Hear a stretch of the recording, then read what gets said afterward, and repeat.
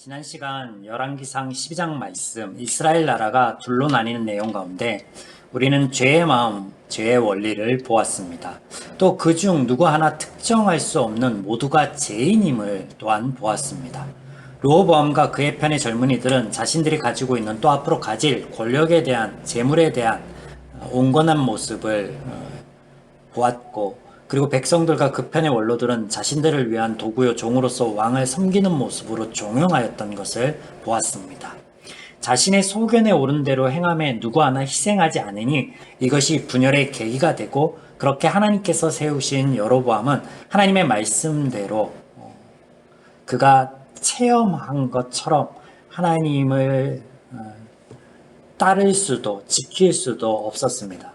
하나님의 말씀대로 그가 분열되고 분열된 왕국의 왕이 되었지만 그 하나님의 말씀처럼 된 것을 의지해서 하나님을 따를 수 없었고, 자신의 마음의 소리를 들었고 그렇게 듣고 행한 것이 우상을 세우고 그 우상을 섬길 레위인이 아닌 다른 제사장을 세우고 절기를 만드는 것이었습니다. 뿐만 아니라 전에 자신들을 위한 도구로 왕을 요구하던 백성들은 이런 상황에서 누구 하나 하나님과 하나님의 말씀을 언급하지 않고 자연스럽게 여로보암이 세운 우상을 섬기는 모습을 보았습니다. 그래서 누구 하나 의로운 자, 신실한 자는 없이, 잘한 것은 없이 모두가 하나님의 말씀처럼 죄인임을, 왕에서부터 백성에 이르기까지 그 모든 이들이 전체가 하나님을 떠나 있는 그 모습을 우리는 12장을 통해서 보았습니다.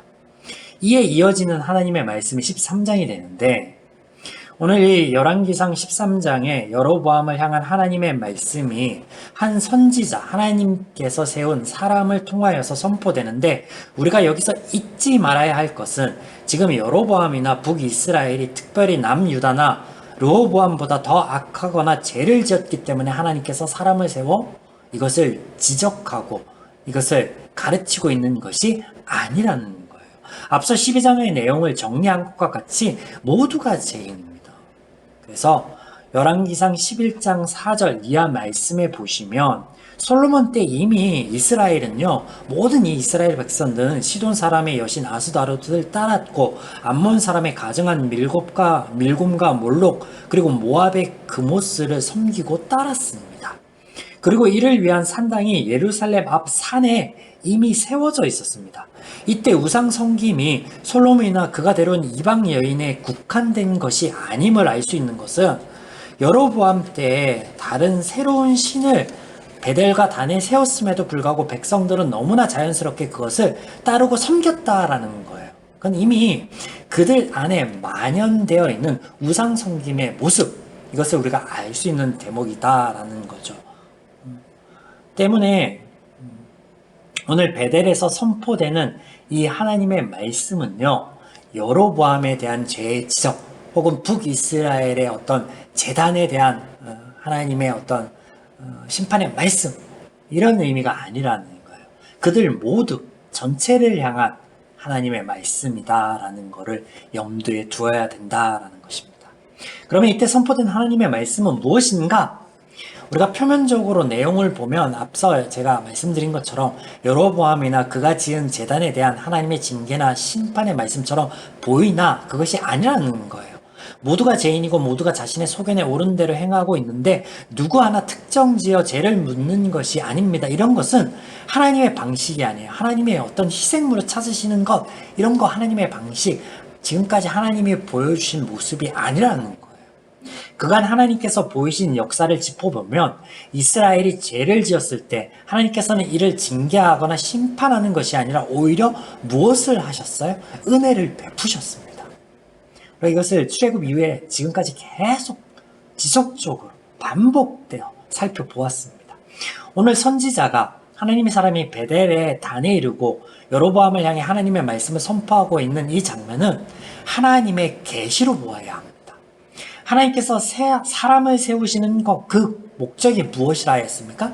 제가 몇 주간에 걸쳐 계속 그것을 짚고 있는데, 이것이 계시라고 하였죠. 하나님이 세우는 것, 하나님의 사람을 오늘 또한 세운 것이 하나님의 계시가 목적이라는 거예요.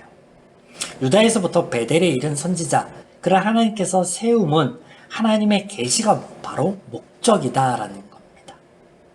1절 말씀을 보시면 하나님의 사람이 여호와의 말씀으로 말미암아 유다에서부터 베델에 이르니라고 나와 있습니다. 유다에서 온 사람, 지금 북이스라엘 10개의 지파의 사람 중에가 아니라 남유다에 속한 사람이 베델로 왔다. 성경에 보면 이런 유사한 패턴이 아주 많이 등장합니다. 모든 이스라엘 사람들이 불신앙과 우상에 빠져 있을 때 외부 사람, 즉 이방인을 통하여 하나님이 소개되고 하나님의 말씀이 선포되는 것, 이런 패턴이요 자주 등장하는데 두 가지만 예를 들자면 열왕기 하 5장에 등장하는 아람 군대 장관 나아만이 그렇고, 또 다니엘서에 등장하는 이방인의 왕 느부갓네살 왕의 고백이 그러합니다. 자, 보면 나아만이 취함을 받고 이스라엘 하나님만이 참 하나님임을 찬양하였던 대목이 그러하였고, 느부갓네살 왕이 하나님만이 모든 신들의 신이요 모든 왕의 주란 고백을 합니다. 모든 이스라엘 사람들이 이방신을 섬기고 하나님을 떠나 있을 때 이방인들을 비로소 외부의 사람을 통하여서 하나님의 계시가 이루어지는 것을 보게 되는 장면, 많이 등장합니다. 제가 두 가지 예를 들었지만 많이 등장해요. 전에도 있었고 이후에도 있고 신약에도 등장합니다. 이같이 하나님께서 유다로부터 사람을 세워 보내심은 남유다에 비하여 북이스라엘이 특별히 악하고 죄를 지었기 때문이 아니라 하나님의 의도는 여로보암을 비롯한 모든 사람에게 하나님을 보이시고 알리시는 것, 즉 계시를 위함이다 라는 것. 그래서 오늘의 말씀은 하나님의 계시적인 측면으로 우리가 접근해 보아야 된다라는 겁니다. 그래서 오늘 하나님의 이 말씀이, 이 계시의 방향이 여로보암을 향하고 있습니다. 이게 표면적인데, 그러나 우리가 잊지 말아야 할 것, 앞서 계속 언급하였듯이 여로보암뿐만 아니라 모든 이스라엘 사람들이 죄를 지었다라는 것. 그래서 여로보암의 죄를 지적하는 것처럼 표면적으로는 그렇게 보이나 모든 사람들, 모든 죄인들을 향한 하나님의 계시의 방향이 그렇게 흘러가고 있다라는 것을 우리가 이 본문의 말씀을 나누면서 염두에 두어야 된다라는 거예요. 그래서 오늘 본문의 이 계시의 내용을 다루기 전 이 계시의 방향은 여로보암뿐만 아니라 모든 죄 지은 이들, 죄인들을 향한 하나님의 말씀이다라는 것. 하나님의 말씀이 모든 죄인들을 향하여 선포되어지고 있다. 이 계시가 되어지고 있다라는 것을 우리가 오늘 본문의 말씀을 나누기 전 소두에 이걸 정리해 보고 이제 계시의 내용을 살펴볼 텐데, 오늘 본문에 등장하는 하나님의 계시의 내용은 세 가지입니다. 세 가지. 자, 먼저 2절 말씀. 2절 본문. 하나님의 사람이 제단을 향하여 여호와의 말씀으로 외쳐 이르되, 제단아 제단아, 여호와께서 이와 같이 말씀하시기를 다윗의 집에 요시아라 이름하는 아들을 낳으리니 그가 내 위에 분향하는 산당 제사장을 내 위에서 제물로 바칠 것이요 또 그 사람의 뼈를 내 위에 사르리라 하셨느니라 하고, 제단을 향하여 하나님의 말씀이 선포됩니다. 이 말씀의 핵심은 제단의 파괴, 그 제단을 섬기는 제사장의 죽음, 즉 제단이 무너지고 망한다라는 거예요. 2절 말씀의 핵심, 제단을 향하여 선포되는 이 하나님의 말씀, 이 계시의 핵심은 제단이 파괴라는 거예요. 제단의 파괴. 하나님의 약속대로 여로보암은 왕이 되었지만 안타깝게도 그는 하나님의 말씀을 버리고 자기가 생각하는 방식대로 행동합니다. 자신을 세워주고 지켜주시겠다는 하나님의 약속의 말씀 대신 자신과 왕권을 지킬 방편으로 그가 택한 수단이 무엇이었냐면 바로 오늘 이 제단이에요. 베델에서 지금 드려지고 있는 이 제단. 때문에 여기 베델과 단에 있는 제단은 단순한 우상 신전 이전에 보다 본질적인 것을 의미하는데, 그것은 여로보암의 방법과 수단, 여로보암의 지혜입니다. 더 나아가 있는 죄인의 마음과 원리라는 거예요.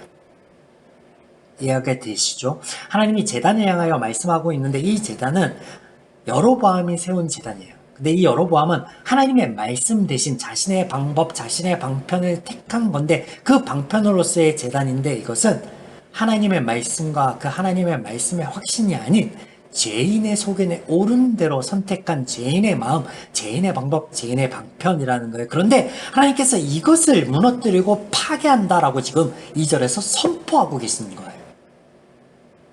표면적으로는 제단의 파괴인데 이는 본질적인 하나님의 계시의 목적으로서 제단의 파괴는 목적이 아니에요. 자, 보세요. 여러분 생각해 보세요. 이스라엘이 이전부터 많은 신당을 세우고 이방신들을 섬겼었습니다. 지금 북이스라엘에 있는 그 동일한 우상과 제단은 파괴함으로써 끝이 나는 게 아니에요. 이전에도 있었고 앞으로도 그것은 지속되어지고 세워질 거예요. 또 우상의 신당과 제단이 지금 북이스라엘만 있는 것이 아니에요. 유다에도 예루살렘 앞에 산에도 적어도 4개의 산당이 세워져 있는데 열왕기상 11장 4절 이후의 말씀에 보면 근데 그게 끝이 아니에요. 만약에 지금 제단과 우상의 파괴가 목적이라면 하나님께서 북이스라엘 이전에 이미 솔로몬에 의해서 세워졌던 그 많은 산당들을 파괴하여야 되는데 지금 여로보암이 만든 제단에 대해서 말씀하고 있습니다. 이것은 제단 파괴가 목적이 아니라 앞서 말씀드렸듯이 여로보암이 세운 제단이라는 거예요. 그것은 여로보암의 방편, 즉 죄인의 생각, 죄인의 기준, 죄인의 방편, 그것을 하나님께서 파괴하신다라는 거예요. 여러분, 이 계시의 핵심에 대해서 잘 이해해야 됩니다. 제단 파괴, 표면적으로 세운 어떤 것에 대한 그 파괴가 목적이 아니라는 거예요. 오늘 이 말씀이. 그래서 그 하나님의 진정한 목적은 이 계시는 죄인의 죄의 마음과 원리를 깨뜨리는 것, 파괴하는 거예요. 그래야 앞으로 이것이 선행돼야 앞으로 죄인들이 죄 문제가 해결되지 않으면 앞으로 하나님이 북이스라엘의 단의 파괴를 가져와도 이후에도 지속적으로 다른 단들이 세워질 거고 다른 산당들이 세워질 텐데 하나님이 이 죄의 마음, 죄를 파괴하면 그런 일들은 없어질 것이기 때문에 이것을 말씀하신다는 거예요. 이해되시죠? 이게 첫 번째 계시라는 거예요. 그래서 하나님께서 죄인의 마음과 방식을 깨뜨려야 되는 이유에 대해서 두 번째 계시가 본문에 펼쳐지는 거예요. 앞서 제가 언급한 그 이유에서 이 두 번째 계시 이게 등장하는데 4절 여로보암 왕이 하나님의 사람이 베델에 있는 제단을 향하여 외쳐 말함을 들을 때에 제단에서 손을 펴 그를 잡아라 하더라. 그를 향하여 편 손이 말라 다시 거두지 못하며. 네, 애초에 하나님의 말씀을 믿지 않았고 따르지 않았던 그가 여로보암이 하나님의 사자가 나타나 하나님의 말씀을 전하고 징조를 이야기할 때 그때 들을 리가 없습니다. 없어요. 그러니 그가 하나님의 사람을 잡아라 해하고자 명령을 합니다. 그때 그가 해하고자 명령하여 내민 그 손이 어떻게 돼요? 말라버립니다. 나무가지처럼 마른 나무가지처럼 굳어서 말라서 움직일 수가 거둘 수가 없게 됩니다. 그가 손이 마른 후에 하나님의 사람이 말한 이 징조라는 것이 이루어지는데 징조가 무엇인가 하냐면 하나님께서 보이신 첫 번째 계시 우상의 제단이 무너질 것이라고 말씀하신 이 말씀이 이루어질 것이다 라는 확신을 위한 징조인데 그래서 징조가 등장하는 거예요. 하나님의 사람이 제단이 파괴될 것이다. 우상의 제단과 제사장이 멸망할 것이다. 예언하지만 이게 먼 훗날이에요. 요시야라는 이름이 등장하지만 모를 일이에요. 그게 지금 우리랑 무슨 상관인데 그것을 어떻게 믿고 그것을 어떻게 기억하겠습니까? 그래서 등장하는 것이 이 징조예요. 징조. 이 징조는 간단합니다. 베델의 제단이 갈라지고 그 위에 있는 재가 쏟아질 것이다. 이 말까지 하나님의 사람이 전한 후에 여로보암이 그를 잡아라 하고 내민 손이 마르게 되는 거죠. 그리고 그 손이 마름과 동시에 징조가 이루어집니다. 제단이 갈라지고 재가 쏟아집니다. 이것을 본 여로보암의 반응이 6절에 등장하는데 왕이 하나님의 사람에게 말하여 이르되 청하건대 너는 나를 위하여 내 하나님 여호와께 은혜를 구하여 내 손이 다시 성하게 기도하라. 하나님 사람이 기도합니다. 어떻게 돼요? 이적이 발생합니다. 말랐던 손이 정상으로 돌아가게 되죠. 왕이 하나님의 은혜를 구하니 이루어집니다. 여기서 우리가 눈여겨볼 것은 제단이 갈라진 후 하나님께 구하였을 때라는 이 시기예요. 여로보암은 하나님의 바람과는 달리 자신이 생각한 대로 우상을 만들고 신전을 세우고 절기를 직접 만들었습니다. 그리고 본인이 그 제단에서 분향을 하고 있을 그때에 하나님의 말씀이 선포되고 이를 거부하자 그의 손이 마릅니다.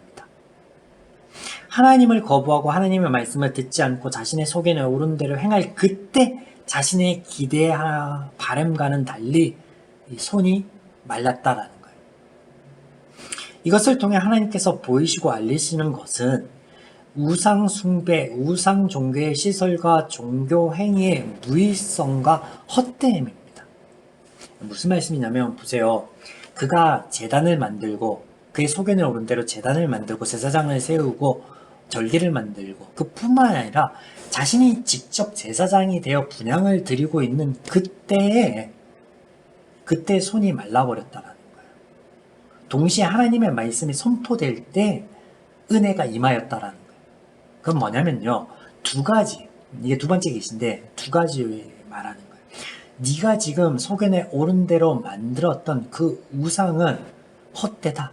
널 향하여 저주와 널 향하여 아픔만을 가져올 뿐인데 하나님은 어떤 종교의 어떤 시설이나 행위가 아니라 다만 하나님께 은혜를 구함만으로도 은혜가 임한 것을 보여주시는 거예요. 그래서 이방 종교와 우상의 무익성 더불어서 하나님의 은혜를 강조하고 있는 거예요. 이게 두 번째 계시입니다. 네, 그래서 우상의 헛됨, 그 우상이 파괴되어야만 된다라는 그 첫 번째 계시에 이어져서 이 두 번째 하나님의 계시가 지금 등장하는 것이에요. 은혜와 더불어서. 자, 이해가 되죠? 네, 이해가 되죠? 하나님의 말씀대로 징조가 이루어진 그때 하나님께 구하고 바랄 그때 은혜가 임합니다. 종교시설이 아니고 종교의 행위가 아니라 하나님을 바라면 된다라는 거예요. 하나님께서 이를 통하여 우상숭배, 허상, 무의성을 고발함과 동시에 하나님의 은혜를 부각시키고 계시는데 이것이 두 번째 하나님의 계시인데 이 두 번째 계시와 아까 그 첫 번째 계시 사이에 세 번째 계시가 맞물려 있습니다. 자, 세 번째 계시가 무엇이냐? 첫 번째, 하나님의 계시는 우상과 제단의 파괴였습니다. 이는 두 번째 하나님의 은혜와 우상의 헛됨을 가르치시기 위함의 징조였는데 세 번째는 이 징조와 연관이 있습니다. 충분히 죄인들은 여로보암과 같은 반응을 보일 수 있습니다. 어느 날 갑자기 나타난 하나님의 사람 선지자의 말을 들을 리가 없습니다. 자신의 삶 가운데 직접 경험한 하나님의 말씀도 여로보암이 따르지 않았는데 하물며 어느 날 갑자기 하나님의 말씀이라고 내 앞에 들려오면 그 하나님의 말씀을 따르겠습니까? 그래서 이것을 아시는 하나님께서 당장에 그들이 믿을 수 있을 만한 증거를 보여주시는데 이 증거라는 것이 이 방편으로서 펼쳐지는 게 징조예요. 징조. 그래서 앞서 말씀드린 징조, 제단이 갈라지고 그 위에 재가 쏟아질 것이다 라고 말을 함과 동시에 이것이 이루어지는 거예요. 그래서 이 세 번째 계시는 이 계시의 핵심은 하나님의 말씀대로 이루어진다라는 거예요. 하나님의 말씀은 이루어진다. 반드시 이루어진다. 헛된 우상과 그 우상의 바램과는 달리 바램은 간절히 바라고 그 바람에서 어떤 종교 행위가 열심히 깃들어도 이루어지지 않는데 하나님의 말씀은 그냥 선포된 그 하나님의 말씀은요 이루어진다. 반드시 이루어진다. 변하지 않는다. 전에 하나님의 말씀대로 그가 여로보암이 왕이 되었지만 그래도 하나님이 아닌 자신의 소견에 옳은 대로 행하였던 여로보암, 그에게 다시금 하나님의 말씀이 선포될 때 여로보암이 이제는 두 번째 선포되었으니까 하나님의 말씀을 듣겠지라는 기대를 해볼 수 있을 텐데, 여로보암이 하나님의 말씀을 들을 수 있을까요? 아니죠. 32절, 33절과 34절에 의하면 여로보암이 여전히 하나님의 말씀을 듣지 않고 제 소견에 오른 대로 행하고 있음을 보여주고 있습니다. 때문에 첫 번째는 계시의 말씀, 이게 첫 번째인 거예요. 내가 너희의 제 문제, 그거 너희의 제 마음, 제 원리, 제 사로잡힌 그 형국, 그거 해결해 줄게. 그거 해결해 줄게. 그래서 다윗의 대를 잇는 왕 요시아라고 펼쳐졌지만 사실 이게 메시아, 이 땅에 오실 제 문제를 해결해 주실 이 메시아에 대한 메시지이기도 합니다. 이것을 말씀하시는 거예요, 하나님.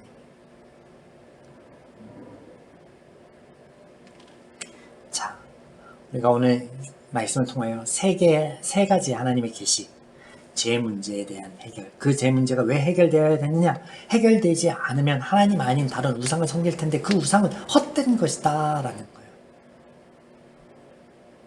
세 번째, 하나님의 말씀은 반드시 이루어진다. 자, 참고로 우리가 한 가지 더 살펴볼 것이 있는데, 하나님의 사람에게 하나님께서 떡도 물도 마시지 말고 온 길도 아닌 다른 길로 가라 라고 말씀을 하셨죠. 그래서 이것을 지키려고 합니다. 그래서 그를 해하고자, 선한 의도가 아닙니다. 해하고자 여로보암이 그에게 자리를 청하죠. 근데 하나님의 말씀에 여기서 먹지도 마시도 말고 온 길로 다녀 즉시 다른 길로 가라고 하셨습니다. 저는 당신이 아무리 나를 유혹하고 많은 은금을 주더라도 절대 당신과 함께하지 않겠습니다 라고 하며 뿌리치며 갔는데, 근데 거짓 선지자, 이 늙은 선지자 하나가 들고 일어나서 이 사람을 속이고 종국에는 그가 죽음을 맞이하게 하죠. 자, 이 사건을 우리가 어떻게 볼 것인가? 자, 하나님께서 유다에서 세워가게 한 사람을 이렇게 마시도 말고 먹지도 말고 온 길도 아닌 다른 길로 가라라고 하였습니다. 왜 이런 말씀을 하셨을까요? 지금 여로보암이 해하고자 잡고자 하였지만 또 그 외에 다른 거짓 선지자가 꿰어서 이 사람을, 하나님의 말씀을 들고 온 이 사람을 죽이고자 하잖아요. 이것을 막기 위해서 하나님의 은혜로서 말씀하여 주신 거예요. 여러분, 이 선지자라고 얘기가 나오니까 지금 이 하나님의 사람을 붙잡은 사람이 선한 사람, 하나님의 사람 이렇게 이해하면 큰일 납니다. 지금 이 우상을 섬기는 선지자 중에 하나로서 이가 왜 이 하나님의 사람을 잡았냐면 그의 욕심 때문에 그런 거예요. 그가 큰 이적을 왕에게 베풀었다는데 어떤 사람인가, 또 그를 만나서 내가 그에게 영감을 좀 받아봐야겠다, 어떤 그런 마음으로 잡은 거예요. 우리가 이 상황을 통해서 앞선 하나님의 세 가지의 계시와 연결점을 찾을 수 있는데요. 그게 뭐냐면 하나님 말씀대로 된다는 거예요. 너는 마시도 말고 먹지도 말고 온 길로도 말고 곧장 너가 왔던 유다로 돌아가야 돼. 그렇지 않으면 너 목숨을 부지할 수 없을 거야 라고 하나님 말씀해 주셨죠. 누구를 위해서? 하나님의 말씀을 들고 선 그 자를 위해서. 하나님이 그를 위한다라는 그 마음과 더불어서 그가 그 하나님의 말씀을 지킬 수 없는 죄인, 결국에는 하나님의 말씀을 지키지 않았기에 죽음에 이르죠. 뭐처럼? 하나님의 말씀처럼 되었다라는 거예요. 하나님의 말씀처럼 되었다라는 거예요. 자, 그래서 하나님의 계시는, 그 계시의 목적은 사람을 위한다라는 거예요. 그리고 그 하나님의 말씀, 계시는 반드시 것이 이루어진다는 거예요. 사랑하는 여러분, 오늘 말씀을 마무리 지을 텐데요. 오늘날 많은 신앙인들이 자신들이 만들어 놓은 신들을 어쩌면 섬기고 살아가고 있습니다. 여로보암처럼. 때론 그것이 돈이 될 수도 있고요. 우리의 자녀들이 될 수도 있습니다. 이때 우리를 사랑하시는 하나님께서는요, 여로보암에게 그러하였듯이, 이스라엘에게 그러하였듯이, 죄인들에게 그러하였듯이 하나님의 계시, 하나님의 말씀을 전해주실 텐데, 이것을 우리가 맺고 있는 공동체의 어떤 이론을 통하여서 그리 할 수도 있고, 혹은 우리가 개인의 하나님의 말씀을 묵상하는 시간에 그리 할 수도 있고, 그리고 많은 부분 예배 시간에 선포되는 하나님의 말씀 가운데 우리의 그런 모습들을 지적하고 가르치고 바른 길로 보이실 것입니다. 근데 정작 중요한 건요, 우리의 반응이에요. 우리가 여로보암처럼 여전히 우리의 길을 고수하고 분해하며 하나님의 말씀을 전하는 사람에게 해코지 할 것인가? 또 이도 아니면 자기 자신을 너무 비약하고 자책하여서 내가 신앙생활을 이렇게 오래 하고 하나님 앞에 결단을 수없이 했는데 여전히 부족하고 여전히 난 어찌하면 좋을까? 그렇게 반응할 것인가?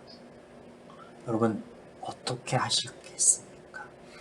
오늘 하나님의 말씀을 통하여서 우리가 결단하고 우리가 바른 길을 선택하여야 될지인데, 하나님의 말씀이 제시하는 방향으로 순종할 수 있는 용기와 결단이 오늘 우리에게 이 말씀을 가지고 또 기도하는 우리에게 있기를 주님의 이름으로 간절히 축원합니다.